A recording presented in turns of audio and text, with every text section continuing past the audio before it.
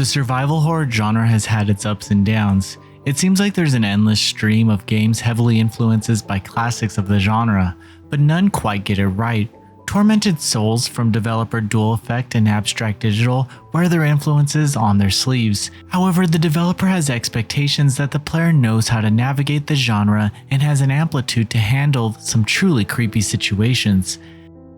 As strange as it is for me to say, Tormented Souls takes a very mature approach to the survival horror genre. The game's flimsy premise and campy dialogue doesn't weigh on the player to have a firm understanding of the situation in order to progress. Instead, exploration is key, and players are free to dive into the lore and explore every inch of the Winter Lake mansion. Players assume the role of Caroline. After a strange photo was sent to her, she finds herself in a journey to discover the whereabouts of two missing girls. No, she doesn't bring backup or call the cops.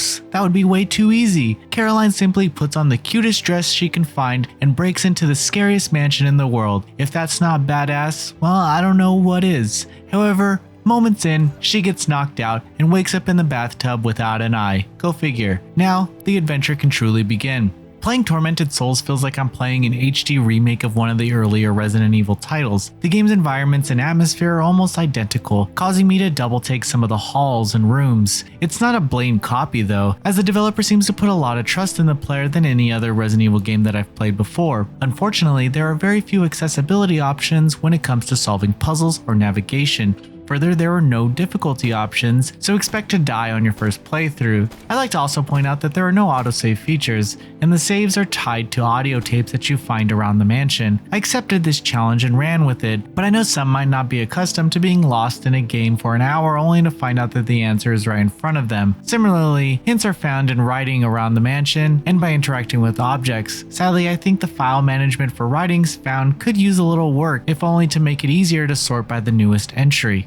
Another feature has to do with insanity when in the dark. Caroline can use a lighter to see into the shadows, but she can't hold a weapon and do this simultaneously. Turning on the lights is sometimes the only way to take down enemies and survive a freakout. However, I only hope that there's an option for a quick lighter button to switch from weapon to lighter without going into the menu every time. It would just make things a lot easier.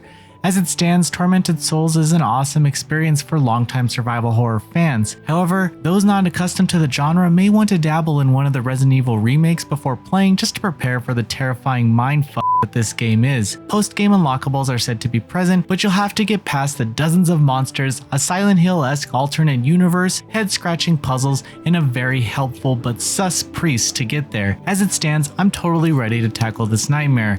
Currently, I've played more than half the game, and I'm looking forward to its full release later this year. Thank you for watching. Please read the full preview at noisypixel.net. NoisyPixel is run by a group of gamers who work hard to deliver news, reviews, previews, and more. Please subscribe to keep up with all our future content.